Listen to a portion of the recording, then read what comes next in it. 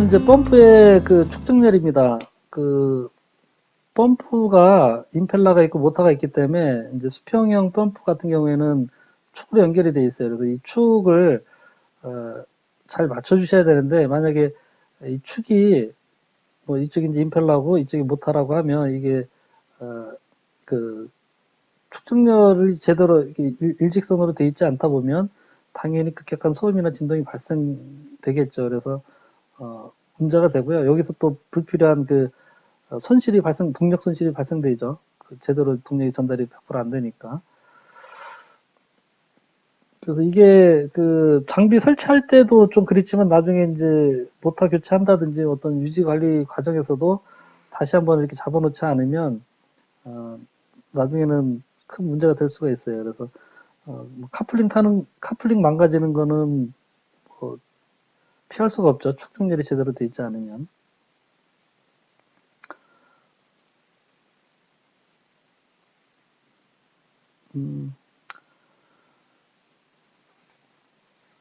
그래서 이제 축적열에 의한 영향은 일단은 이렇게 비틀어져 있으면 베어링 쪽에 무리한 힘이 가서 베어링이나 메카니컬 실 같은 실들이 파손될 수가 있고요. 커플링도 당연히 이제 파손되거나 금방 이 고무 같은 게 닳아서 손상이 생기고요. 그 다음에 동력 손실이 발생돼서 전력 소비량이 증가되고 또 온도도 여기서 이제 발열이나 이런 게 생기면서 온도가 올라가는 그런 문제가 되고요.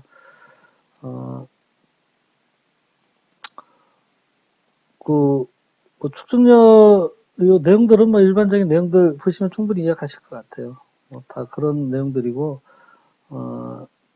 베어링 같은 경우가 이제 가장 좀 문제가 되는데 이거 같은 경우는 지금 요 부분이 이제 카플링이고요. 모터 축하고 임펠러 축의 축진열이 제대로 안 돼서 요 부분에 메카니컬 실이 지금 그 손상이 돼버린 거예요.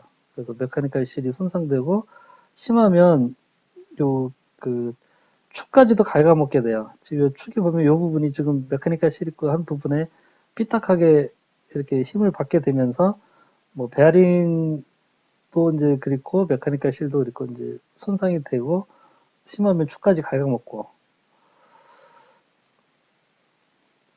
그 같은 경우는 카플링이 그 손상이 된 거죠. 모터하고 그 임펠러 축하고 잡아주는 이제 카플링이었는데 그게 이제 손상이 돼서 그 오정열로 인해서 베어링에 이제 가중되는 부하가 2배가 늘어나면 베어링 수명은 8분의 1로 줄어든다고 그래요. 그러니까 이렇게 정렬이 제대로 맞지 않으면 이 부분에 이제 베어링이 있는데 베어링의 그 수명이 굉장히 좀 짧아지는 거죠. 그리고 카플링도 그 손상이 돼서 이렇게 교체를 해야 되고 이게 이제 이쪽 모터 임펠러에 있는 그 베어링뿐만 아니라 모터에 있는 베어링도 망가지는 거예요. 그 양쪽에 임펠러 쪽 베어링과 모터 베어링. 동력 손실은 당연하고요. 뭐 5에서 10% 정도까지 그 동력 손실이 축력열이 제대로 맞지 않으면 발생될 수 있다. 그래서 이제 축적열을 그 주기적으로 점검도 좀 해봐야 되고요. 모터 교체한다든지를 반드시 잘 해야 되는데 뭐 그 보통 보면 그냥 그렇게 자 같은 거 그 카플링 위에 양쪽 프렌즈 카플링 위에 그냥 자 같은 거 하나 올려놔서 이렇게 대면서 대충 이렇게 하는 경우도 상당히 좀 많이 있어요. 이 사이즈가 크면은 뭐 그래 자를 놔도 요 면이 넓다 보면 어느 정도 좀 볼 수는 있긴 한데 기본적으로 이게 이제 그 고속으로 회전하는 물체이기 때문에 이런 그 다이얼 게이지나 테이퍼 게이지 이런 것들을 이용해서 축적열을 좀 검사를 해서 정확하게 축이 일직선이 되도록 그렇게 하는 게 좋거든요. 그리고 이제 요 커플링 설치할 때는 커플링 사이에 보통 이제 틈새를 약간 둬요. 뭐 2, 3mm나 뭐 한 5mm 정도까지. 많은 거는 이제 카플링 종류에 따라 중간에 고무가 들어가는 경우에는 이 거리가 이거보다 훨씬 더 큰 경우도 있는데 이게 딱 닿지는 않겠죠. 닿게 되면 이제 서로 또 그걸로 인해서 이제 뭐 문제가 또 생기겠죠. 그래서 살짝 떼어서 이제 카플링을 설치를 하게 되는데 좀 그런 얘기고요. 그래서 이 카플링을 일직선으로 정렬을 하려고 하면 전동기 밑에 이제 그 쐐기 얇은 철판들이 있어요. 얇은 철판들을 쐐기로 끼워 넣어서 그 전동기 높이를 이렇게 조절을 해서 이 축하고 이 전동기 축하고 임펠러 축이 맞도록 서로 이렇게 조절을 하게 되죠. 커플링은 이제 뭐 여러 종류가 있어요. 이렇게 보통 우리가 흔히 많이 본 게 이제 뭐 이런 거 하고 또 뭐 이렇게 밖에 캐시는 경우에 이제 이런 것들이 좀 있었고 보통 현업에서 쓰는 거는 이런 프렌치 타입의 커플링을 요즘은 많이 쓰는 것 같아요. 옛날에는 이제 이런 물리명도 많이 쓰고요. 아마 뭐 제가 이 자세히 내용은 모르겠지만 그 펌프의 그 용량 크기 그런 거에 따라서 조금씩 다른 것 같아요. 저희가 일반적으로 쓰는 웬만한 뭐 10에서 20마력, 30마력 그 사이 펌프들은 주로 이런 거 좀 많이 썼던 것 같고요. 뭐 입형 펌프 같은 경우나 이런 데는 또 이제 카플링이 이렇게 단순하게 딱 체결하는 식으로 그런 타입도 있고요. 이것도 유튜브에 축중열에 관련된 동영상이 있어서 제가 좀 보여드리는 건데요. 네, 보통 이제 이렇게 하는 경우가 좀 뭐 흔히 많이 있죠. 지금 보면 축중열이 안 맞아서 이쪽 모터 쪽이 이만큼 낮은 거예요, 지금 그죠? 이만큼 낮아서 저 철판 저게 이제 아까 얘기한 그 고정하는 쐐기 철판을 껴놔서 모터를 더 들어 올리는 거죠.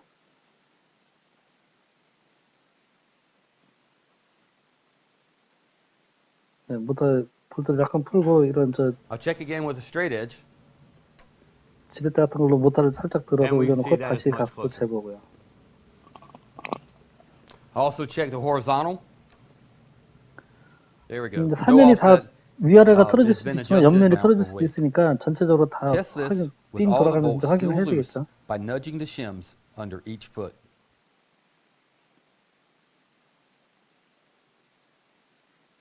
그리고 끼워놓고서 이 밑에 볼트가 4개, 모터 밑에도 볼트가 4개이기 때문에 예를 들어 3개는 잘 맞았는데 하나가 또 안 맞으면 하나가 좀 논다든지 이럴 수 있겠죠. 그러면 이렇게 모터를 살짝 들어서 다시 이제 조금 더 얇은 거죠. 지금 보면은 앞에 놨던 것보다 좀 더 얇은 거를 한 장을 더 끼워놓습니다. 그래서 한번 또 툭툭 쳐보니까 이제 안 움직이네요. 그러면 저렇게 되면 이제 다 된 거고, 그래서 모터 이제 그 세기를 받고 나서 철판을 끼우고 나서 이제 볼트를 이제 쪼는 거예요. 쪼을 때 뭐 상식적인 부분이죠.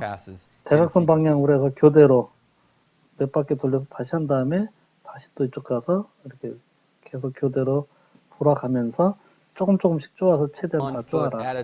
그런 얘기죠. Loosen the bolts one at a time and try to slip a 2,000 shim under each foot. 어느 정도 쪼고 나서 이제 가장 얇은 철판을 한번 껴보는 거예요. 안 들어가는지 안 들어가는지. 그래서 다 안 들어갈 정도가 되니까 이제 잘 됐구나 해서 볼트를 이제 마무리를 최대한 쪼아서 완전히 쪼아서 마무리한다는 거. 이거는 이제 다이얼 게이지 이용하는 방법이에요. 이것도 다이얼 게이지 업체에서 이제 나와 있는 자료인데 다이얼 게이지가 이렇게 돼 있어요. 중간에 센터하고 밑에 부분이 내려가고 올라가는 것에 따라서 이렇게 플러스 마이너스를 하게 돼 있어요. Then zero the dial by rotating the bezel. 밑에가 지금 내려가고 올라가고 하는 In 것에 this 따라서 video, 돌아가는 we will 거고요. only consider the vertical plane. Note, however, that the same principles apply in the horizontal plane. For our first illustration, we'll start with the shafts perfectly aligned. As we rotate the shafts, we can see that the dial indicator stays on zero for the full revolution. 이게 완벽하게 축전열이 잘 되면 이렇게 한 바퀴 삥 돌렸을 때 0이 돼야 돼요. 한쪽에 이제 다이얼 게이지를 고정하고 한쪽에 다이얼 게이지를 고정하고 그 반대편에 이제 이 다이얼이 이렇게 아까 그 보셨던 올라갔다 내려갔다 하는 부분이 있는 다이얼 게이지 있는 부분을 반대편 프렌지 카플링 프렌지 위에다 이제 올려놓는 거죠. 지금 같은 경우에 약 20만큼이 지금 축에 안 맞는 거예요. 그래서 20이 안 맞다 보니까 지금 밑에까지 내려오면 40만큼 떨어진 거예요. 왜냐하면 축이 20만큼 떨어져서 위에서 20만큼 올라가 있고 밑에서 또 20만큼 올라가 있기 때문에 다이얼 게이지를 한 바퀴 돌리다 보면 40 밑에 오면 40만큼이 이제 벌어지게 되는 거죠. 그리고 이 얘기는 그 40만큼 벌어졌을 때 모터 쳐져 있는 모터를 20만큼만 들어 올리면 되는 거예요. 지금 20만큼 들어 올려서 이 눈금이 지금 40에서 20으로 하는 거예요. 밑에를 20만큼 들어올리면 이거는 이제 옆에 측면 and 옆에는 plus 지금 20 잘 맞아 mils 있는 at 거고요. 12 o'clock, which we 위에 know 올라왔을 are the 때 correct values. 이제 For 20이 more 된 거예요. 뭐 요 내용을 보시면 다이얼 게이지를 어떻게 활용하는구나 라는 부분을 좀 아실 수 있을 것 같아요. 요 다이얼 게이지 형태는 뭐 이런 타입 말고도 뭐 몇 가지 타입이 있으니까 뭐 그래도 이제 원리는 다 똑같습니다. 다음은 이제 그랜드 패킹과 메카니컬 실인데요. 예전에는 그랜드 패킹을 많이 썼죠. 뭐 볼루트 펌프에서는 대부분 다 그랜드 패킹을 썼었는데 요즘은 거의 다 또 메카니컬 실을 쓰죠. 수중 펌프도 그렇고 메카니컬 실이 그랜드 패킹보다 훨씬 더 수명이 좀 길고 거의 고장이 안 나기 때문에 뭐 특별한 그 조건이 아니면 메카니컬 실은 잘 교체할 일이 별로 없는데 이제 축적열이 잘 안 됐다든지 안에 유체 상태가 별로 좀 안 좋았다든지 뭐 에어가 찼다든지 뭐 체절 운전을 시켰다든지 이런 조건이 아니면 메카니컬 실은 수명이 상당히 길어요. 뭐 한 5, 6년 이상은 전혀 뭐 교체 없이도 쓰고 컨디션이 좋고 펌프 가동 시간이 그렇게 길지 않다면 뭐 한 10년 가도 교체할 일이 없을 수도 있는데 만약에 이제 컨디션이 안 좋다고 그러면 1년에 한 번도 갈 수가 있어요. 그래서 메카니컬 실을 교체한다는 것 자체는 일단 정상적이지 않다라고 보시면 돼요. 뭔가 뭐 1, 2년 이내에 한 5년 이내에 메카니컬 실을 바꾸게 되면 그 왜 메카니컬 실이 나갔는지 원인을 반드시 좀 보셔야 돼요. 규명을 해야 돼요. 그 축적열이라든지 뭐 체절 운전을 시켰다든지 왜 이게 나갔는지를 확인을 하셔서 그 부분을 교정을 해주셔야지. 그렇지 않으면 또 메카니컬 실이 반복적으로 나가고 또 심지어 이제 그거를 조기에 발견 못하게 되면 임펠러 그 축까지도 갉아먹어서 좀 일이 커지는 그런 상황도 있을 수 있어요. 그랜드 패킹은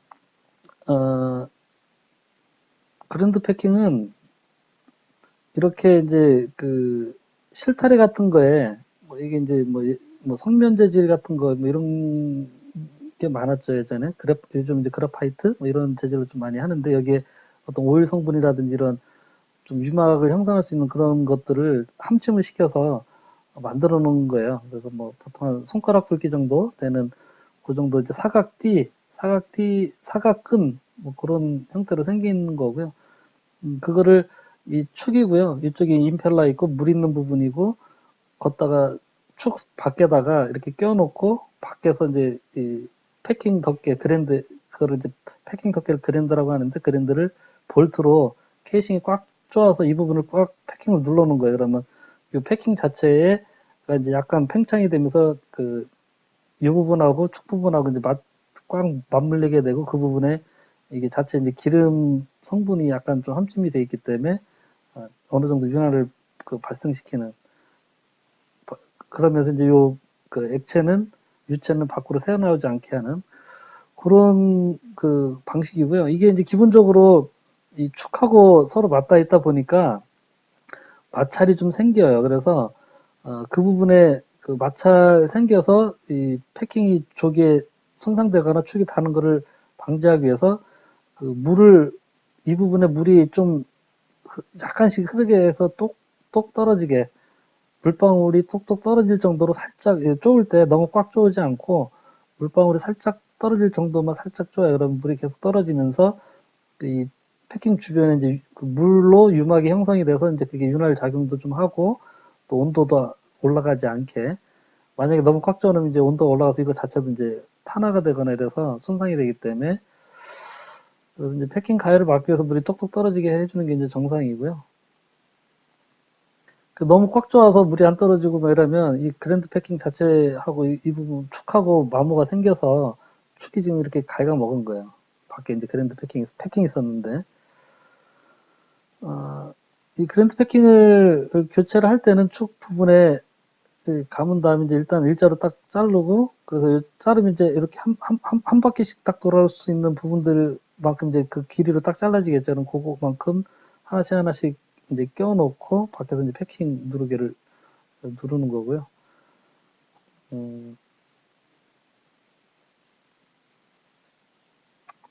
여기 이제 슬리브라고 나와 있는데 이 슬리브는 뭐냐면 여기는 지금 슬리브까지 다 망가져서 축까지 지금 갉아먹은 상태인데 이 패킹을 감기 전에 요 축하고 패킹 사이에 슬리브라고 그냥 저 얇은 철판을 하나 더 껴놓은 거예요. 이만큼 단관을 얇은 철판을 하나 이렇게 껴놓고 그 위에다가 슬리브 위에다가 패킹을 감은 거죠.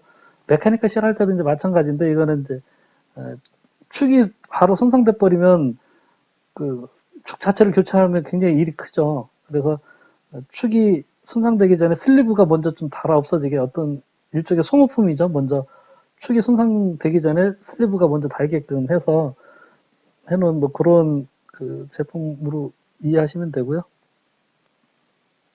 그리고 이제 요거 끼실 때는 여기 그림에 좀 조금 나와 있긴 한데 이렇게 이제 잘라서 낄 때 한 바퀴 이렇게 돌려서 요 부분에가 EM매예요. 그러면 그 다음 거 낄 때는 지금 요 밑에 부분이 EM매예요. 밑에서 이렇게 껴서 이렇게. 그다음 또 그 다음 거 낄 때는 이렇게. 서로 요 패킹의 EM매가 일직선이 되지 않고 서로 엇갈리게 해야 당연히 물 새나가는 거 막는데 유리하겠죠.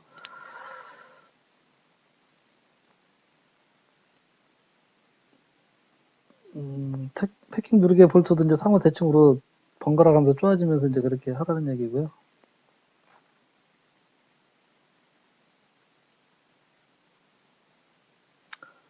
여기 이제 그랜드 패킹입니다. 패킹 4개가 지금 들어가고, 뒤에가 이제 패킹 덮개 그랜드가 지금 돼 있는 거고요. 이쪽에 이제 임펠러죠. 그래서, 여기 이제 여기서 물이 똑똑 떨어지기 때문에 밑에 이제 베어링이 하우징, 베어링 지지대에는 요 보면 이제 구멍이 항상 보면 뚫려져 있었죠. 예전에. 요즘 것도 이제 메카니컬 실로 하더라도 메카니컬 실에 메카니컬 실 덮개 이렇게 쪼아놓고도 메카니컬 실이 고장나면 손상이 되면 이제 물이 떨어지니까 뭐 당연히 이제 구멍은 있어야 되고요. 같은 부분에 이제 돼 있는데 이게 원래는 그랜드 패킹하고 메카니컬 실하고 예전에 메카니컬 실로 그랜드 패킹으로 돼 있던 펌프가 이게 손상이 자꾸 되니까 이제 메카니컬 실로 바꿔 꼈으면 좋겠는데 이게 좀 잘 맞지는 않아요. 그래서 만약에 이걸 메카니컬 실로 교체를 하려고 하면 일반적으로는 안 되는데 여기를 조금 어떤 추가적인 메카니컬 실 끼울 수 있는 케이스 같은 걸 하나 더 떼서 메카니컬 실로 바꾸는 경우도 있는 것 같아요. 간혹. 메카니컬 실은 그랜드 패킹 대신에 이제 메카니컬 실을 넣는데 고정자가 있고요. 고정자하고 고정자가 있고 이제 요 베어링이 있고 베어링이 아니라 스프링이 있고 양쪽에 또 이제 이렇게 링 같은 게 있고 고정자하고 이 회전자는 이거는 이 임펠러 축에 이 메카니컬 실 요 볼트가 있어요. 이 볼트로 이렇게 이건 쪼아놓고 스프링하고 이 부분이 이제 축하고 같이 돌아요. 이 부분이 축하고 같이 돌고 또 이쪽 고정자는 또 이 케이싱이 고정이 돼 있겠죠. 그러면 이 부분이 지금 만나는 부분이에요. 이 만나는 부분이 이제 이렇게 잘 미끄러지고 잘 닳지 않는 재질로 해놓는 거예요. 그래서 이거를 이제 이게 계속 서로 맞닿아서 돌기 때문에 닳겠죠. 닳더라도 이 스프링이 계속해서 밀어주고 있으니까 이 회전자를 계속 이쪽으로 석동면 쪽 고정자 쪽으로 밀어주고 있어서 닳더라도 계속해서 이 부분이 이제 기미를 유지하게끔 그렇게 돼 있는 거거든요. 그래서 이 스프링이 힘에 의해서 이제 계속 이걸 눌러주고 있는 건데, 그래서 어쨌든 이게 이 습동면이 다 달아 없어질 때까지는 메카니컬 실은 뭐 별로 특별한 일이 없으면 교체할 일이 없는 거예요, 원래는. 근데 어쨌든 또 뭐 몇 년이 되든 간에 펌프가 뭐 1년 360일 하루 종일 24시간 돌아서 습동면이 금방 달면 뭐 그건 몇 년이 되더라도 이제 교체할 일이 있을 텐데, 일반적으로 뭐 하루에 몇 시간 잠깐씩 돌고 하는 경우에는 또 상당히 오래 갈 수도 있겠죠.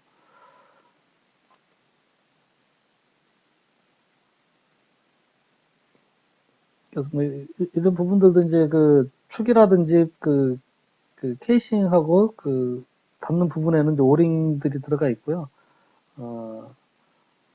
그래서 이제 이게 아까 체전운전이라든지 이런 거 시키면 이런 오링들이 타버리는 거예요. 오링들이 보통 EPDM 재질로 많이 하는데 EPDM이나 뭐 MBR이나 이런 것들이 보통은 뭐 90도에서 한 110도 미만, 요즘은 뭐 MBR은 한 70도, 그다음에 EPDM 90도에서 한 110도 그 정도가 이제 사용 온도예요. 그래서 그 정도 온도가 넘어가게 되면 이 오일링이 제 기능을 못해서 이제 이런 부분에서 누수가 생기거나 이 오일링이 늘어붙거나 이러겠죠. 그리고 섭동면 같은 경우 이제 늘어붙고 이러겠죠. 그래서 그 윤활은 그 유체에서 형성되는 자체적인 윤활과 이제 섭동면의 그 아주 맨질맨질한 면 그 부분으로 인해서 윤활이 이루어지고 스프링 장력에 의해서 마모되는 만큼 자동 보상이 이루어짐으로 밀봉이 지속적으로 유지가 된다. 이거는 정상적인 상태에서는 물방울이 떨어져서는 안 되는 거예요. 실이 이제 그 서로 맞닿는 이 섭등면이 한 개냐 두 개냐 뭐 이런 거에 따라서 이제 싱글실이냐 더블실이냐 그다음에 이제 뭐 스프링 형상에 의해서 일반적인 뭐 싱글 스프링이냐 뭐 여러 개 스프링이 뭐 이렇게 스프링이 하나냐 아니면 뭐 작은 스프링이 여러 개 돼 있냐 아니면 그게 벨로즈냐 뭐 이런 거에 따라서 이제 종류들이 쭉 있고요. 뭐 그러니까 저런 내용들은 지금 원래는 이게 좀 그림하고 이런 게 있긴 한데 인터넷에 찾아보시면 요런 메카니컬실 종류 그 업체들 그 홈페이지에 가보시면 그림을 보시면 대충 이해가 되실 거예요. 아 이게 그래서 더블이고 이게 벨로즈고 뭐 이런 그 내용들을 메카니컬 실에서 이상 현상이 생기는 것과 원인 이런 걸 좀 보면 일단 그 메카니컬 실의 그 실 표면에 어떤 손상이나 마모가 온 거는 부적절하게 이제 보관이나 취급을 했다든지 억지로 조였다든지 과다한 그 여름력이나 과다한 또 유체 압력이 있었다든지 또 윤활 같은 게 이제 제대로 안 됐다든지 드라이러닝이에요. 그러니까 아까 이제 유막을 유차가 형성을 해주고 그게 섭동면에서 이제 그 기름 역할을 하면서 이렇게 미끄러져야 되는데 아무것도 없다 보니까 그냥 쇠하고 쇠끼리 그 이렇게 미끄러지면서 이제 거기서 표면이 바로 망가지는 거죠. 모래라든지 이런 이물질 들어오면 또 마찬가지겠죠. 그다음에 축방향으로 또 고정이 또 제대로 안 됐다든지 전반적인 부시, 유체에 따른 부적합한 재질 선정, 실의 모서리 파손, 뭐 이런 내용들 좀 읽어보시고요. 이 메카니컬 실을 할 때 조금 그 생각하셔야 되는 거는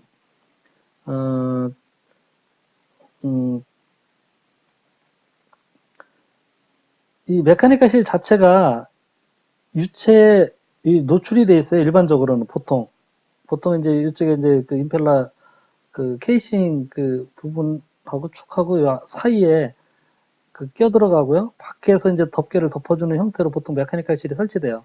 그랜드 패킹도 마찬가지인데 그랜드 패킹도 이제 한쪽에 유체가 접혀져 있고 이 안에 이제 유체가 유막을 형성하면서 이걸 꽉 눌러서 쪼으면서 물 똑똑 떨어질 정도로 여기서 이제 유체가 약간은 이제 앞에 부는 접해서 잠겨 있겠죠. 근데 메카니컬 실도 이제 이게 잠겨 있다 보니까 문제는 이 부분이 이제 유체에 잠겨 있다 보니까 이게 유체가 만약에 부식성 유체라든지 이물질이 많다든지 뭐 오수라든지 뭐 이러저러한 컨디션이 안 좋은 그런 유체인 경우에는 이 메카니컬 실 자체가 손상이 되겠죠. 부식이 생긴다든지 뭐 이런 같은 경우 이제 작은 스프링이 지금 여러 개 이렇게 쭉 돌아가면서 있는 타입인데 이런 스프링 같은 거가 이제 부식성 있거나 뭐 이물질이 많거나 이러면 손상이 될 수가 있겠죠. 그래서 뭐 제가 알기로는 이 메카니컬 실 자체가 이제 외장형 형태로 된 것도 있는 걸로 알고는 있는데 저도 외장형으로는 보지는 못한 것 같아요. 근데 어쨌든 뭐 메카니컬 실 재질이라든지 이런 거 선정할 때 안에 유체가 어떤 유체냐, 뭐 기름이라든지 이런 거에 따라서 이 재질하고 이 섭동면의 재질이 좀 달라지고 하거든요. 보통 뭐 우리 SIC에 뭐 카본인가 뭐 이런 거 해서 보통 거의 똑같은 거 천편일률적으로 오수 펌프든 원 펌프든 급수 펌프든 다 이렇게 사실은 현장에서 쓰고는 있긴 한데 조금 일반적인 그 조건이 아닌 오수라든지 이런 데서는 오수라든지 그다음에 이제 뭐 브라인 부동액 같은 거 쓰는 거나 뭐 오일 펌프라든지 이런 거일 때는 메카니컬 실 재질에 대해서 펌프 업체한테 확인을 한번 좀 해야 돼요. 이 재질에 적정한 그 메카니컬 실이냐. 그게 잘못되면 당연히 또 수명이 짧아지겠죠. 그래서 지금 이런 내용들이 다 지금 그런 내용이에요. 부적절한 재질의 선정, 뭐 이런 거.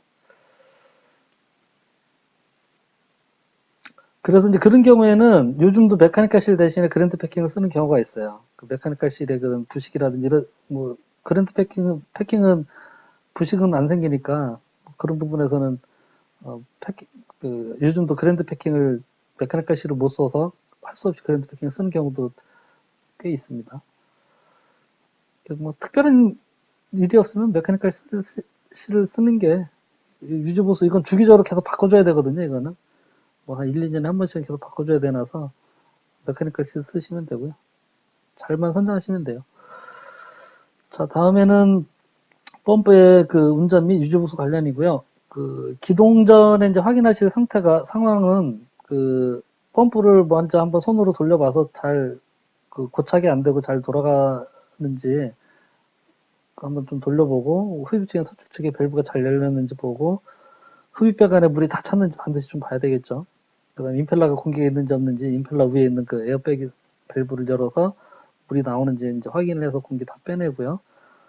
그다음에 이제 베어링이나 뭐 이런데 혹시 그 윤활유나 냉각수가 들어가는 것 같은 경우에는 이제 그런 것도 한번 확인해보고 수중 펌프인 경우에는 이제 절연장을 일단 잡아야 돼요. 절연장이 안 나온 상태에서 전원을 넣어버리면 바로 타버리기 때문에 수중 펌프 같은 경우는 절연장을 한번 꼭 체크를 해봐야 되고요. 심정 펌프나 이런 거. 그 운전 중에는 그 회전 방향이 맞는지 뭐 특별한 일이 없으면 맞겠죠. 근데 이제 어떤 뭐 분해 점검하고 펌프 모터를 교체했다든지 그 전기 MCC 쪽에 뭘 손봤다든지 하면 이것도 확인해 봐야 되고요. 뭐 심한 진동이나 뭐 이런 게 없는지 발열이 없는지 이 발열 관계는 그 사실 이제 이게 뭐 손을 대봐서 뭐 어느 정도 뜨거운지 이런 거 좀 판단하기 좀 어렵죠. 근데 전동기도 보면 이 모터의 그 온도가 올라가면 전동기 수명이 짧아져요. 그리고 일단 발열이 많이 생긴다는 것 자체가 뭔가 문제가 있는 거예요. 정상적인 컨디션이면 적정한 뭐 한 50도, 60도, 뭐 70도를 넘지 않는 선에서 그 전동기 아무리 뭐 하루 종일 돌려도 올라가지 않아야 되는데 온도가 뭐 7, 80도 이상 올라간다든지 뭐 90도 이상 가까이 간다 이러면 그 원인이 있는 거거든요. 그래서 그 이렇게 저 적외선 온도계라든지 아니면 적외선 카메라 같은 거 그런 거를 가지고 잘 좀 정확히 좀 볼 필요가 있어요. 대충 손 대봐서 뭐 뜨거울 정도 수준까지 이렇게 방치하시면 안 되고요. 그다음에 뭐 순환되는 유체 온도라든지 전원 쪽 전압이나 전류치도 좀 보고 카플링 상태 이런 내용들은 쭉 보시면 될 것 같아요. 그 예비 펌프는 이제 주기적으로 교대 운전 시켜주고요. 분해 점검할 때는 뭐 당연히 전원 내리고 누가 함부로 올리지 않도록 뭐 철저하게 이제 안전문구 붙이고 하시고 분해할 때 이제 예전에는 쫙 그 펴놓고 순서대로 쭉 이렇게 해서 이제 거꾸로 분해 역순으로 하고 했는데 요즘은 또 카메라가 있으니까 카메라 촬영해서 이렇게 하신다든지 아니면 뭐 동영상을 옆에서 이제 찍어 가면서 이렇게 하시면은 되겠죠.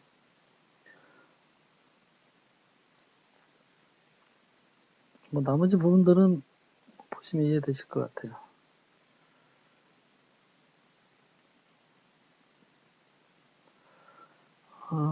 펌프의 이상 현상과 원인, 전동기 과부하 발생되는 거는 이제 수력 성능에 의한 것과 기계적 원인에 의한 것들이 있는데, 수력 성능에 의한 거는 이제 펌프를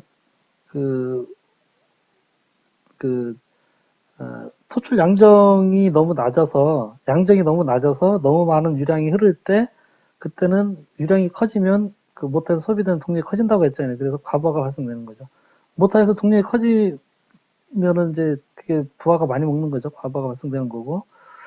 요거는 이제 이런 초기형 펌프라든지 이런 때는 이런 현상들이 굉장히 좀 민감하게 이제 그 소비 전력이 늘어나고 줄고 한다는 거죠. 그래서 그게 과부하까지 간다는 거고요. 전원 주파수가 그 회전수를 그 증가시키거나 뭐 이렇게 한다든지 아니면 전압이 비정상적으로 들어올 때라도 그 모터에 이제 과전류가 생긴다든지 과부하가 생긴다든지 아니면 온도가 좀 올라간다든지 이런 현상들이 좀 생길 수 있고요. 뭐 기계적인 원인은 이제 임펠러가 케이싱에 닿는다든지 이물질이 껴서 제대로 안 돌아갈 경우, 고착된 경우, 그 다음에 이제 카플링이나 베어링이나 이런 축적열이 불량할 경우, 이런 것들도 이제 있을 수 있겠죠.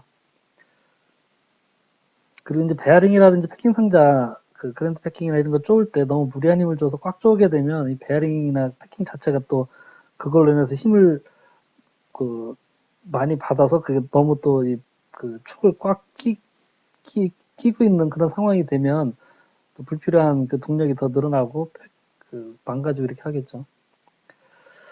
양수가 이제 제대로 안 되는 물을 제대로 못 보내주는 경우에는 이제 몇 가지 원인을 보면 일단은 실제 양정이 과다한 거예요. 이제 펌프를 잘못 선정한 거예요. 실제 이제 나중에 확인해 보니까 뭐 100m의 양정이 있는 펌프를 설치해야 되는데 뭐 그 설계하는 과정에서 계산을 잘못해서 한 80m 정도까지밖에 80m짜리 펌프로 선정을 해서 같이 갖다 놓은 거예요. 그래서 나중에 확인을 해보니까 뭐 실제 펌프 필요한 양정보다 펌프를 좀 작은 거를 선정한 거죠.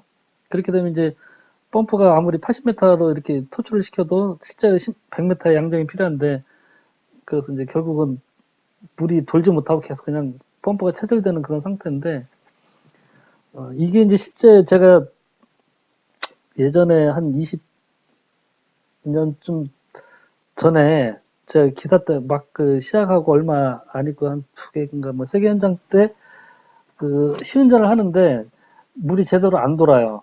그 뭔가 조금 저쪽 TAB 업체 붙여서 뭐 이래저래 하고 해도 뭐 하여간 물이 제대로 안 돌아요. 말단에 저 끝에 공조실에. 그래서 나중에 이제 이래저래 이제 해서 TAB 업체를 찾아보니까 일단 물이 안 도는 체절 상태처럼 된 거예요. 실제 유량보다 훨씬 적은. 그래서 유량보다 너무 적은 유량이 설계 유량보다 적어서 나중에 뭐 탈탈 털어보고 뭐 밸브나 이런 거 다 열려서 이상이 없어요. 그래서 맨날 며칠 하다가 나중에 이제 청소부터 다시 한번 다 보자라고 해서 이제 부하개선서 가지고 부하개선서부터 다시 이렇게 보다 보니까 그때 이제 설계사무소가 이제 실수를 했던 건데 펌프 그 배관 마찰 손실 구할 때 배관 길이 구하잖아요. 그래서 배관 뭐 기계실서부터 저 끝에까지 공조실에서 이렇게 하는데 그 배관을 가는 길이만 하는 거예요. 여기서부터 여기까지 공조실까지 200m 하고 그럼 곱하기 2를 해야 되잖아요. 돌아와야 되니까 기계실까지. 곱하기 2가 빠진 거예요. 그 배관 거기서 그 배관 길이가 절반으로 줄어드는 거예요. 그 배관 길이 절반 줄어들고 걷다가 또 곱하기 1.5에서 이제 그 부속이라든지 뭐 이것까지 뭐 이런저런 부분에서 하여간 배관 쪽에서 발생되는 마찰 손실이 절반으로 줄어서 이렇게 산정이 되다 보니까 결국은 그래서 펌프 양정이 부족한 걸로 나중에 확인이 됐고 그래서 그 임펠러를 바꿨어요. 급하게 뭐 시운전하고 일하는 과정에 뭐 번개같이 또 뭐 업체 등달같이 얘기해서 뭐 한 일주일 만인가 이렇게 깎아서 그때 이제 효성 펌프였는데 어쨌든 한 2주 가까이를 그것 때문에 시운전을 못하고 그 원인 찾느냐고 아주 고생한 적이 있었는데 단순하게 부하개선서에 배관 길이 곱하기 2가 빠진 것 때문에 굉장히 좀 애를 크게 먹었던 그런 기억이 있습니다. 그래서 이것도 실제 실제 생길 수 있는 일이고요. 체절점에 가까운 초출량으로 운전시키는 경우, 이거는 그 밸브를 많이 그 닫아놔서 이제 이런 경우가 생기는 경우가 많이 있겠죠. 그래서 뭐 이건 아까 설명드렸고, 그 다음에 임펠러가 역회전하는 경우, 당연히 임펠러가 이제 결선을 잘못해서 역회전하게 되면 유량이 제대로 안 나오겠죠. 그 다음에 이제 흡입관에 공기가 차 있는 경우, 흡입관에 공기가 차면 펌프 자체가 정상적으로 제대로 돌아갈 수가 없어요. 금방 또 표가 나긴 하지만, 근데 이게 미세하게 찬다든지 아니면 배관 자체에 이렇게 들었다 놨다 하면서 배관 자체에 공기가 윗부분 차서 그 밑에 전체적으로 관경이 줄어드는 효과가 생기겠죠. 그 배관의 윗부분에 공기가 흡입관 위에 차 있으면. 뭐 그런 경우에는 잘 표가 안 나요. 소리도 뭐 잘 안 나고. 근데 그런 경우 있을 수 있고요. 캐비테이션은 뭐 아까 말씀드렸고. 토출량이 감소하는 경우에 이제 또 다른 원인 중에가 임펠러가 마모되면 손상된 캐비테이션이 생기면 이렇게 그 임펠러가 뭐 종이창처럼 얇아지거나 구멍 뚫리거나 뭐 이렇고 또 어떤 이물질이 돌멩이 같은 게 들어와서 이제 임펠러 날개가 하나가 이제 이건 오픈형 임펠러인데 떨어져 버렸어요. 아예 깨져 버린 거고 이게 이제 주물로 만든 그런 임펠러다 보니까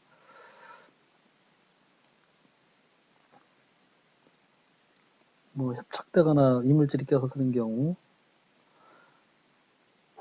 그 다음에 배관 내 불순물이나 스케일이 부착돼 마찰 손실이 증가되거나 스트레나 걸름망에 이물질이 막힌 경우가 이게 상당히 좀 많겠죠 또. 그래서 이 부분도 이제 반드시 좀 잘 확인을 해봐야 되고요.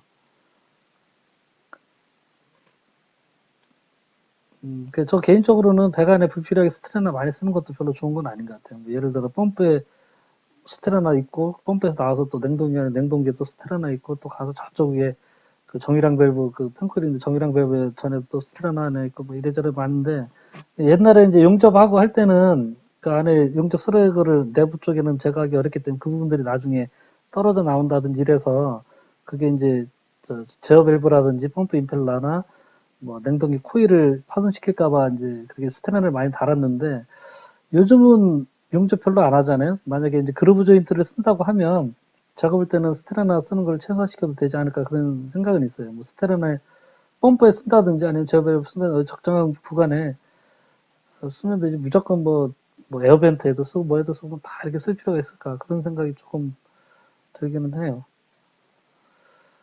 그다음에 이제 베어링이 과열되는 경우고요. 그 일반적으로 윤활이나 또 윤활유 속에 있는 그 베어링 경우 주위 공기 온도보다 40도 이상 높아지면 안 돼요. 주위 온도가 보통 20도에서 30도라고 생각하면 베어링이라든지 메카니컬실 온도는 보통 모터도 마찬가지인데 30도라고 쳐도 한 70도 이상 그 올라가면 안 된다고 봐야 되겠죠.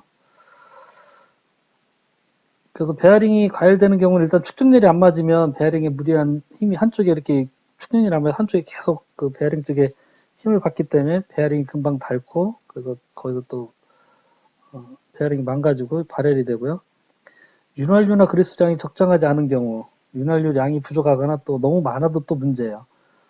이게 이제 그 베어링의 일정 구간 정도 한 3분의 1, 절반이나 뭐 약간 절반 정도 내외로 해서 여기 나와 있네요. 그 베어링의 한 3분의 1이나 2분의 1 정도가 이제 그리스나 윤활유에 잠겨 있고 나머지는 이게 돌아가면서 어차피 계속 이렇게 쳐주기 때문에 윤활이 돼요. 근데 이게 완전히 다 만충을 시켜놓게 되면 이 베어링도 이제 작동하면서 열이 나고 그러면 이게 꽉 막혀 있는 상태에서 밀폐형 베어링인 경우 그런 경우에는 이 자체가 또 어떤 그 마찰열을 발생시키는 그 원인이 또 돼버려요. 그래서 윤활유가 너무 많다고 해서 좋은 건 아니다. 그 부분도 좀 이해를 하셔야 되고요. 그다음에 윤활유가 적정하지 않은 경우 유체 종류라든지 어떤 뭐 회전 속도라든지 이런 거에 맞춰서 윤활유의 종류라든지 이런 걸 또 선정을 해야 되는데 이제 그런 게 적정하지 않으면 문제가 생기겠죠. 소음과 진동은 뭐 워낙 여러 가지 경우가 있고요. 그런 부분들은 여태까지 말씀드린 그런 경우들 다 웬만하면 다 소음과 진동이 생기겠죠. 뭔가 문제가 생기면 대부분이 다 그렇고요. 뭐 내용들은 쭉 보시면 이해되실 것 같고 지금 요게 이 모터 베어링, 모터 축하고 임펠러 축하고 카플링 요게 지금 카플링이 있죠. 다단 터빈 펌프인데 소방용 다단 터빈 펌프인데 이 카플링에 축중률이 안 맞다 보니까 카플링 고무가 닳아서 밑에 지금 시커멓게 다 떨어진 거예요. 그래서 축전율이 안 맞으면 저렇게 카플링이 망가지고 그 다음에 이제 베어링 망가지고 메카니컬이 망가지고 전동기가 작동 불량되는 경우 이런 내용들을 쭉 보시면 될 것 같고요. 그 문제는 이제 이 전동기의 여기서 하나 강조해드리고 싶은 거는 EOCR 있잖아요. 그 전동기 돌다가 이제 암페어가 몇 암페어 이상 되면 이제 과부하 걸린 걸로 판단해서 EOCR이 트립이 되게 돼 있는데 이제 이게 우리가 이제 TAB 할 때 딱 필요한 유량 양정에 맞춰서 밸브 궤도를 맞추고 밸브 궤도를 뭐 한 70이나 60% 이렇게 딱 닫아 놓으니까 펌프 동력이 이제 요정 그 수준에서 이렇게 하고 있는데 나중에 이제 밸브를 열었어요. 100% 다 여니까 동력도 더 소비 동력이 늘어나서 이만큼 올라갔어요. 올라가다 보니까 EOCR 맨 처음에 초기에 시운전하면서 딱 세팅해 놓은 그 값보다 이제 넘어가면 이제 EOCR 트립이 되겠죠. 그러면 이제 트립 때면 일단 와서 한번 그걸 조금 더 올려놓고서 한번 또 돌려봐요. 돌렸더니 안 떨어져요. 이제 그걸 충분히 돌려놨으니까. 이제 그러면서 그렇게 하고서 또 이제 뭐 몇 년 누가 그 다음에 정확히 진단해서 확인할 때까지는 EOCR을 그렇게 세팅해 놓으면 이제 계속 그렇게 가는 거예요. 그래서 제가 이제 드리고 싶은 말씀은 EOCR의 이 암페어 숫자를 세팅하는 그 과부하치의 그 세팅 값을 처음에 세팅할 때도 잘 해주셔야 돼요. 필요한 유량 양정에 맞춰서 거기서 약간의 여유를 두고 이렇게 해야 되는데 처음에 세팅하실 때도 보면 모터 동력 최대한 다 큰 거에서 그냥 확 올려놓는다든지 뭐 그렇게 세팅하셔도 안 되고 일단 또 세팅을 해놓고 잘 쓰고 있다가 어떤 뭐 하다가 다시 트립이 되면 왜 트립이 되는지를 반드시 보셔야 돼요. 그 특별한 문제가 없다고 하면 당초에 처음에 돌아갔던 상태에서 뭔가 그 유량이 많아졌다든지 모터에 뭔가 과부하 걸리는 그 조건이 된 거예요. 뭐 축전율이 안 좋다든지 뭐 베어링이 너무 뭐 꽉 조여서 힘을 거기서 더 받다 보니 이쪽에서 더 일을 더 해야 되나서 한다든지 해서 원인이 있기 때문에 그 원인을 확인을 해야지 이걸 그냥 계속 떨어져서 제껴놨더니 안 떨어지니까 이렇게 쓰면 되겠네 해서 계속 쓰고 하는 게 그렇게 하는 경우가 사실은 대부분인데 그렇게 하셔는 안 된다는 거죠. 그래서 또 계속해서 그렇게 올려놓다 보면 언젠가 또 못하는 타버리고 마니까 그 부분을 반드시 이제 EOCR이 어떤 그 문제 생기는 거에 그 전조 증상이 될 수 있다라는 걸 좀 이해하실 필요는 있어요. 우리가 어디 몸이 아프면 뭐 두통이 생긴다든지 뭐 속이 미식거리는 이런 전조 증상이 생기잖아요. 그럼 반드시 병원 가서 바로 이렇게 정확히 진단을 받아봐야 되는 것처럼 전동기에 있어서 EOCR을 잘 좀 활용하시면 좋겠다 그런 말씀 드리고요. 수중 펌프는 뭐 깊이가 깊으면 이제 자동 탈착식으로 하는 게 좋죠. 너무 무거워서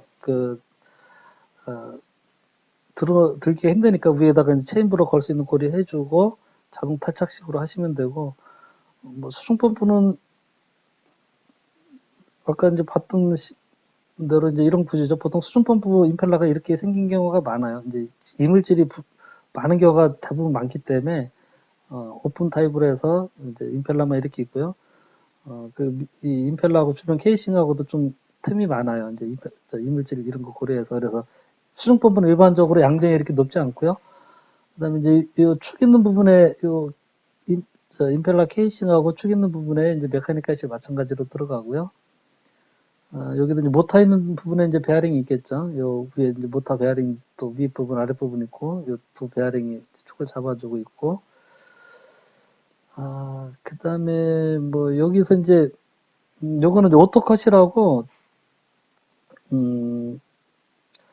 요 임펠러에 어떤 이물질이 낀다든지 뭐 어떤 문제 때문에 모터가 이제 과열이 되면 이거를 감지하는 센서예요. 과열이 되면 그 바이메탈에 의해서 딱 접점이 딱 붙게 돼 있어요. 그러면 이 접점이 요 케이블 따라서 이제 이쪽에 MCC까지 갑니다. 그럼 MCC에 이제 그 접점을 하나 이 과열 센서 접점을 하나 달라고 미리 얘기를 해놓으면 모터가 과열이 돼서 그 타버리기 전에 먼저 이 스위치가 오토컷이 작동하는 거죠. 그러면 이게 떨어지면 이 모터가 좀 뭐가 과열이 됐구나. 이게 수중에 있기 때문에 온도를 그 수중 펌프는 제대로 이렇게 감지를 할 수가 없잖아요. 뭐 밑에 손을 넣어서 대보기도 됐더라도 어차피 물 온도 때문에 온도가 충분히 되지 않아서 표면 온도하고 안에 온도가 너무 차이가 커서 이 오토컷을 뭐 가급적이면 설치하는 게 수중 모터 타는 거 방지하는 데는 굉장히 좀 유리하겠죠. 근데 대부분 특별한 언급이 없으면 이 오토컷이 설치가 안 되는데 그래서 이거를 저는 권장을 하고 싶어요. 그래서 제가 일부러 제 책에 할 때 이거 있는 그림을 좀 넣어서 좀 설명을 좀 해놨거든요. 많이 사용하지는 않고 있긴 한데 일반적으로는 이 부분과 그 다음에 이제 어떤 아주 중요한 부분에 설치되는 데는 이 안에 누수감지 센서까지도 내장돼요. 이 안에 누수감지 센서까지도 내장이 돼서 안에 물이 들어오면은 바로 그 전원이 차단되도록 하는 그런 것도 있고요. 심정 펌프에도 이제 갈수 고갈 센서 같은 게 있거든요. 그 지하수 수위가 떨어지면 바로 심정 펌프 같은 경우는 이제 이 이평 다단 펌프라서 금방 망가져요. 그래서 심정 펌프 같은 경우는 이제 그 수위 감지 센서 물이 떨어지면 이제 그 센서가 작동되는 그게 내장이 돼 있는 것들이 심정 펌프는 대부분 그 내장이 돼 있어요. 그 부분들은. 배수 펌프로 보통 수중 펌프 많이 쓰지만 이평 배수 펌프는 임펠러만 밑에 있고 이 부분이 이제 집수정 덮개죠. 윗부분에 모터가 있어서 모터가 물속에 안 있으니까 절연이나 이런 부분에서도 유리하고 유지 보수가 편한데 요 축이 좀 길어서 소음이 조금 전달되는데 소음이 나고 이게 축이 무한정 길게 할 수가 없어요. 그래서 뭐 한 1m나 뭐 길어봤자 2m 이내에서 보통 쓰는데 소음이 조금 커서 뭐 특별한 이유가 없으면 보통 이거 많이 쓰는데 이것도 이제 많이 쓰기도 하죠. 지하주차장이나 이런데. 그다음에 일부 이제 수중에 담궈 놓거나 이런 거 하기에 조금 불리하거나 아니면 또 양정이 좀 필요한 경우에는 이 볼루트 펌프를 또 쓰는 경우도 좀 있고요. 이건 당연히 이제 흡입하는 컨디션이 좀 돼야 되겠죠.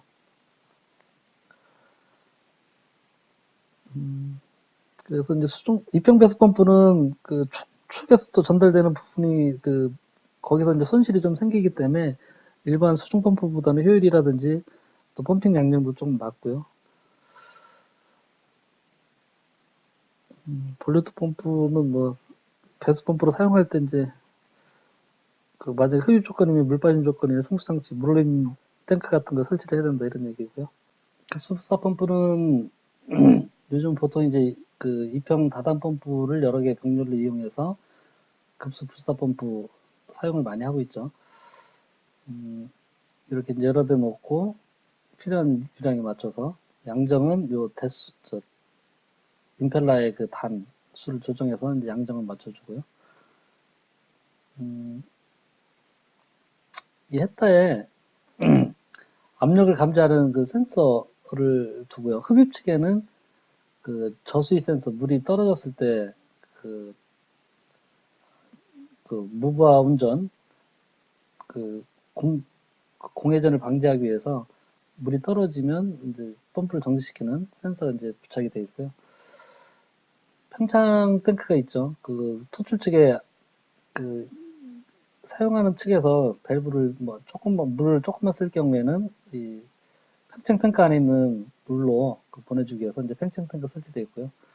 이 판넬에 이제 인버터가 있는데 인버터가 펌프의 대수별로 뭐 4개면 4개가 설치되는 경우도 있고요. 그렇게 개별 인버터로 설치되는 경우도 있고 아니면 펌프 중에 하나만 인버터 제어를 하고 나머지는 대수 제어하는 형태로 해서 펌프 하나가 0에서부터 이제 쭉 100까지 올라가다가 100까지 올라가면 이제 다음 펌프를 하나 가동시키고요. 그러면 다음 펌프는 이제 100% 가동하고 그러면 인버터 펌프는 다시 회전수를 떨궜다가 다시 또 밑에서부터 이렇게 또 끌어올려서 두 번째 펌프 가동하고 있는데 또 인버터 펌프가 또 100%까지 올라가면 이제 세 번째 펌프를 또 가동시키고 요 나머지 펌프는 그냥 100%씩 온오프 되는 거죠.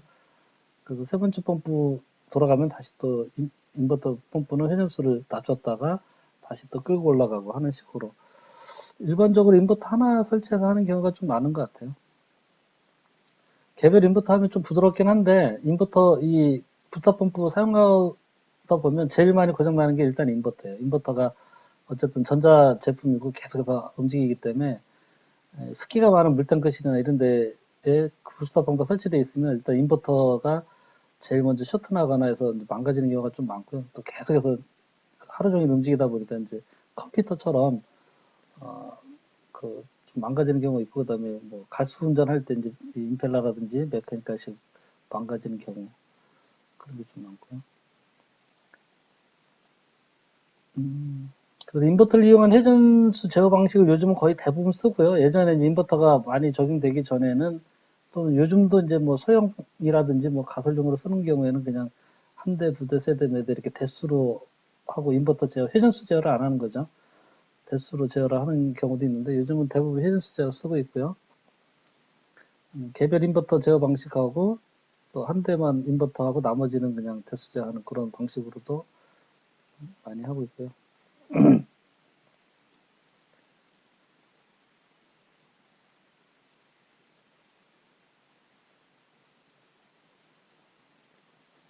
그래서 보통 인버터 펌프에는 인버터가 고장날 경우를 대비해서 펌프 토출 측에다가 압력 센서를 달아요. 뭐 이게 기계식 압력 스위치 될 수도 있고 전자식 압력 스위치 될 수도 있고 압력 스위치를 좀 달아서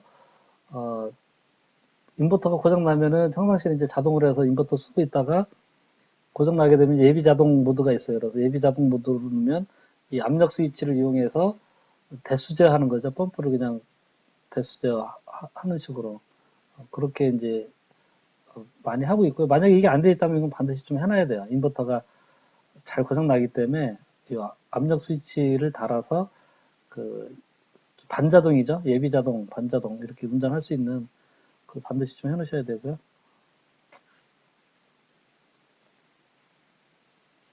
요 임펠러 윗부분에 공기 빼기 밸브가 있어요. 그래서 공기 밸브를 수시로 한 번씩 열어서 에어 찬 게 없는지 확인을 좀 해주셔야 되고요. 요 흡입 했다에는 그 저수위 센서가 있는데, 이 저수위 센서가 이제 이쪽에서 뭐 에어가 찬다든지 이렇게 했을 경우, 예전에 이제 전극봉 방식으로 돼 있는 경우도 있었거든요. 전극봉 방식으로 되게 되면, 이렇게 이제 배관이 작은 경우 전극봉이 이렇게 이제 밑에까지 어느 정도 길이가 있어야 되니까, 위에 에어가 한 절반 정도 차도 저 센서가 작동이 안 되는 경우가 좀 많았어요. 그래서 정상적으로 이쪽에서 에어가 이제 어느 정도 들어오는데도 펌프가 정상적으로 돌다가 그 에어가 일부가 이제 이렇게 임펠러로 가면 임펠러 쪽의 에어가 조금이라도 가더라도 이 임펠러가 앞에서 말씀드린 것처럼 굉장히 두께가 얇기 때문에 금방 그 망가지거든요. 그래서 그 저수위 센서를 좀 요즘 이제 볼타 타입으로도 하긴 하는데 이 헤드에다가 약간 좀 위쪽으로 이렇게 그 포켓처럼 만들어서 그 부분에다 센서를 설치하게 되면 좀 감지하는 속도가 좀 빨라지겠죠. 에어가 조금만 차더라도 에어가 그 윗부분에 몰리면서 바로 센서가 감지할 수 있게끔 하는 그런 방식이 제가 볼 때는 좀 바람직하고요. 제가 하는 현장은 좀 그렇게 하고 있는데 펌프 업체들이 뭐 기본적으로 그렇게 하면 좋을 것 같은데 뭐 이렇게 포켓 하나 다는 게 뭐가 크게 돈 드는 것도 아닌데 잘 안 하더라고요. 말을 안 하면.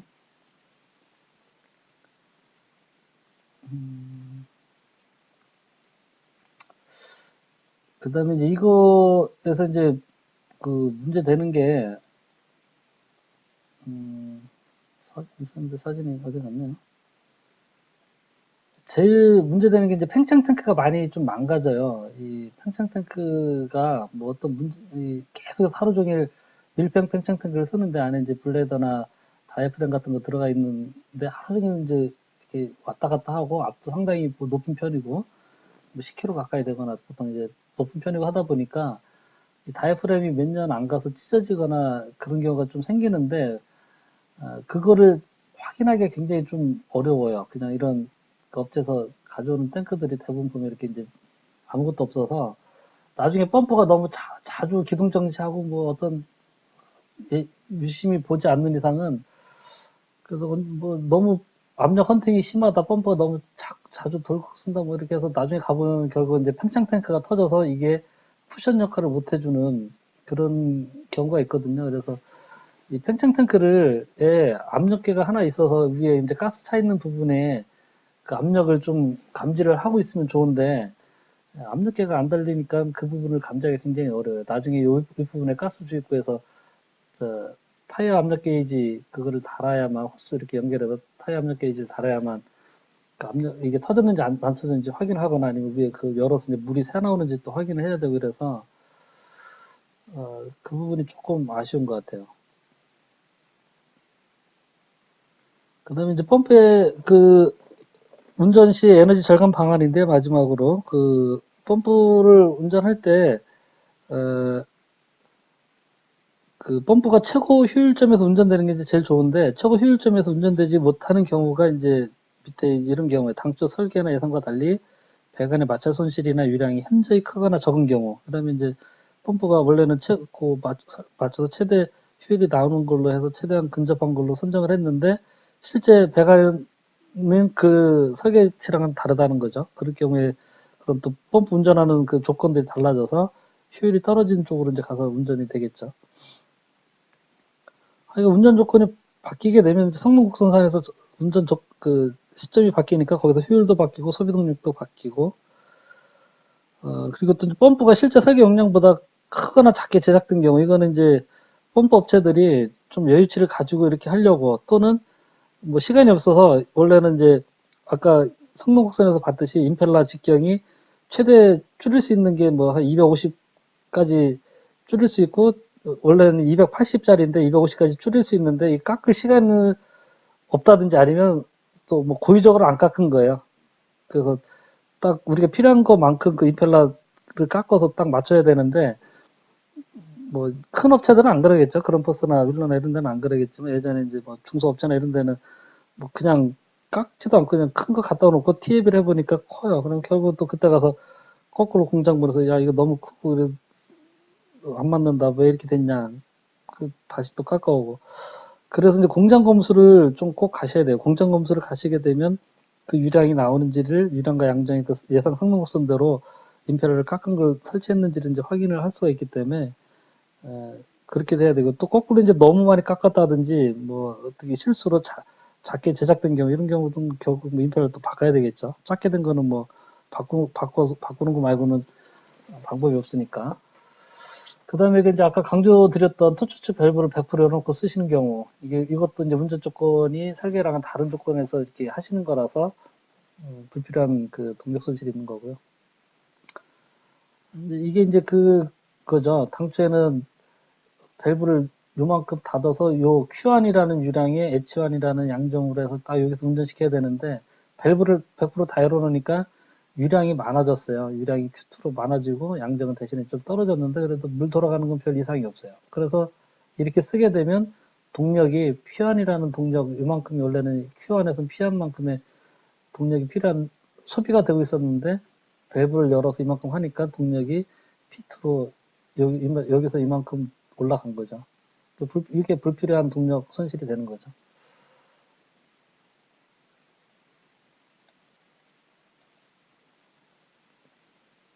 그래서 요거는 이제 그 불필요한 양정이나 유량으로 되고 있는 거를 확인하는 이제 쉬운 방법은 양정 확인하는 거는 이 흡입 측하고 터출 측에 있는 흡입 측하고 터출 측에 있는 그 압력계의 차이를 보면은 이게 지금 맨 밑에 양정으로 들고 있구나 이걸 알 수 있겠죠. 지금 이 펌프 같은 경우도 제가 이제 어디 누가 뭐 잘 안 된다고 해서 이상이 있다 해서 좀 봐달라고 해서 갔던 현장인데 밸브가 100%다 열려 있어요. 공조 순환 펌프가.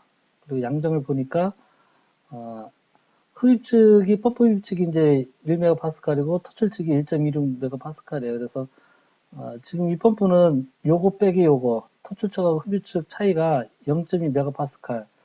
0.2메가파스칼이면 2kg잖아요. 2kg면 20m로 이제 그렇게 지금 운전이 되고 있는 거예요, 실제. 근데 펌프 양정이 보니까 설계 양정이 32m짜리 펌프예요. 설계 양정이. 그렇게 32m에 1314 rpm으로 운전되라고 해서 갖다 놓은 펌프인데 밸브를 100%다 열어놓다 보니까 양정이 32m가 아니라 20m로 낮게 운전되고 있어요. 그래서 양정이 H1 32m였는데 밸브를 100% 열어놓으니까 20m로 지금 운전이 되고 있으니까 결국 유량이 이만큼 나서 지금 운전되고 있는 거고 동력이 여기서 P1에서 P2만큼 불필요하게 많이 낭비가 되고 있는 거죠. 그러니까 밸브를 100% 열어놓는 게 뭐가 잘 되는 것처럼 생각할 수도 있지만 꼭 그런 건 아니에요. 근데 이게 이제 공조용이라면 그래도 다행이에요. 왜냐하면 공조는 어차피 밀폐계니까 물이 빨리빨리 순환돼서 저쪽 가서 코일에 똑같이 이제 유량이 좀 더 많은 유량이 흐르면 빨리 냉방이나 난방이 돼서 빨리 제어 밸브가 닫히겠죠. 그래서 유량이 조금 더 많이 흐른다고 해서 크게 부하측 장비나 이런 데서 크게 문제될 건 아니지만 어쨌든 동력 손실은 있다라는 거는 좀 이해하실 필요 있고 또 요즘 복합 제어 밸브 쓰는 경우에는 여기서 유량을 많이 보내준다고 해서 그쪽에서 유량이 많이 갈 수가 없거든요. 다 그쪽에 유량 제어하는 장치들이 있어서 결국은 이 유량이 어떻게 되겠어요? 헤다에 있는 차압 밸브 통해서 바로 리턴 쪽으로 환수가 되기 때문에 그냥 남는 유량은 계속해서 차압 밸브 통해서 리턴 쪽으로 계속 뱅뱅 돌고만 있는 거예요. 그러니까 그거는 당연히 손실로 이어지겠죠. 펌프는 고효율 펌프를 쓰시는 게 당연하죠. 어쨌든 효율이 좋고 그만큼 동력 수비율이 좋기 때문에 효율이 지금 일반 펌프보다 고효율이 좋고 효율이 좋기 때문에 소비 동력이 빨간 게 이제 일반 펌프고요. 고효율 펌프는 그만큼 동력이 적기 때문에 펌프 돌아가는 내내 계속해서 에너지를 절감할 수 있기 때문에 한국에너지공단에 고효율 펌프 인증 받은 걸 특별한 사유가 없으면 가급적이면 쓰시는 게 좋고요. 업체에서도 이제 쓰도록 그렇게 권장하시는 게 좋을 것 같아요. 그 다음에 인버터 회전수 제어를 하게 되면 무조건 동력은 많이 절감이 돼요. 근데 절감된다고 해서 무조건 다 줄이시면 안 된다는 거죠. 말씀드렸고. 이게 이제 100%일 때 이 성능 곡선에서 운전되다가 회전수를 줄이면 이제 이렇게 낮은 범위로 오면서 소비 동력 곡선도 처음에 100%일 때 이렇게 높게 되다가 회전수를 낮추게 되면 유량이 이렇게 줄면서 양정도 줄고 유량이 줄면서 그 소비 동력도 여기서 이렇게 떨어지게 돼요. 이만큼이 지금 절감이 되는 거죠. 배관의 말단 부분에서 필요한, 배관 맨 끝에서 필요한 최소한의 압력만 유지해주면 돼요. 그래서 말단 부분의 압력을 감지해서 회전수를 낮춰주는 게 이제 좋죠. 그래서 요즘 이런 형태로 말단 차압 제어가 많이 공주용 펌프에서는 인버터 제어하면서 이제 나오고 있는데, 이 말단 차압 제어에서 낮출 수 있는 게 무조건 하여간 50% 가까이 낮출 수 있는 건 아니라는 거는 이제 그 시운전 때 확인을 반드시 하셔야 돼요. 그냥 그렇게 세팅해 놓고 지가 알아서 이렇게 되겠고 생각하시면 그렇게 말단 차압 제어가 잘 안 돼요. 제가 그 부분은 나중에 DDC 방식에서 말단 차압 제어가 현실적으로 좀 불가능하다고 저는 보는데, 실제 또 많이 문제가 제대로 안 돼서 제대로 제어를 못하는 경우가 사실 저도 많이 봤고요. 나중에 기회가 있으면 제가 한번 다시 설명드리겠습니다. 이 말단 차압 제어, 말단 압력을 일정하게 유지하는 게 이제 왜 절감이 되냐면, 유량이 줄어들게 되면, 유량이 줄면 마찰 손실도 줄기 때문에 양정도 많이 줄여도 돼요.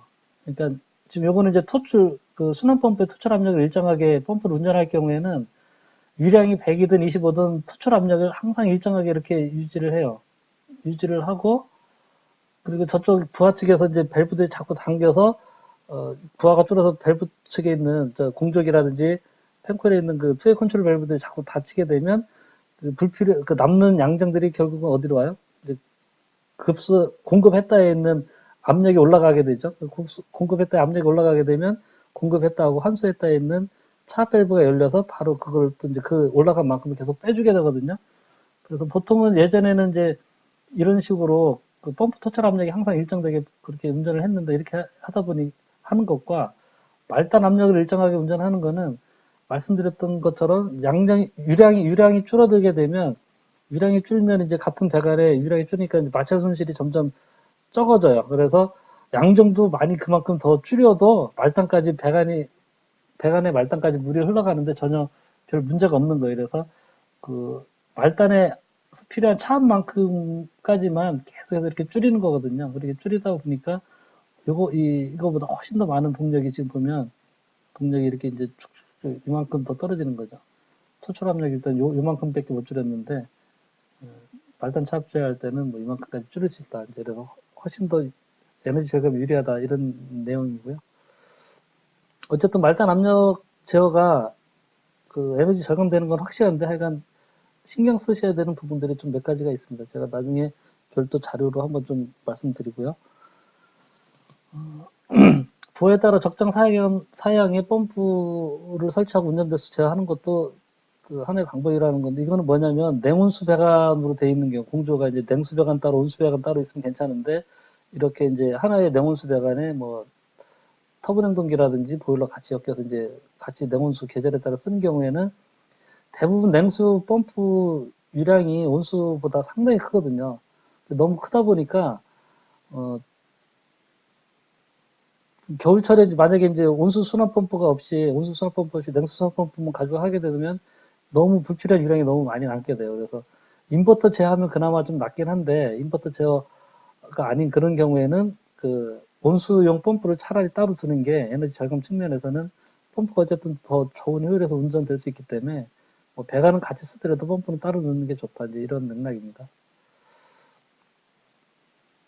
임펠러의 교체나 보수는 뭐 주기적인 점검을 통해서 임펠러가 손상이 돼 있으면 좀 교체를 해주고, 이거는 이제 뭐 어디 이제 예전에 에너지공단의 그 매년 에너지 절감 우수 사례 포상하고 보고서를 이제 이렇게 발표하고 하는데, 거기 있던 내용 중에 하나예요. 어느 업체가 이제 임펠러를 뜯어봤더니 굉장히 안에가 많이 이렇게 너덜너덜하고 주물 제품으로 만들다 보니까 표면이 좀 이렇게 거칠었던 얘기죠. 그래서 그거를 싹 갈아내고 코팅을 해놓은 거예요. 그래서 여기서 이제 마찰 손실을 줄였더니 동력비가 실제 많이 줄었더라. 그래서 이게 지금 코팅 전에 그거를 측정해놔서 이렇게 해놓은 거예요. 실제 펌프의 그 동력이 효율이 많이 좋아진 거죠. 그 효율이 확 올라갔어요. 코팅 전보다 후에. 이만큼 마찰 손실이 적다 보니까. 뭐 저거는 이제 큰 용량의 펌프에는 이제 저런 경우도 있다라는 거 제가 참고 사례를 좀 놨습니다. 네, 이렇게 해서, 펌프와 관련된 부분에 대해서 말씀을 드렸고요. 다음 시간에 뵙겠습니다. 감사합니다.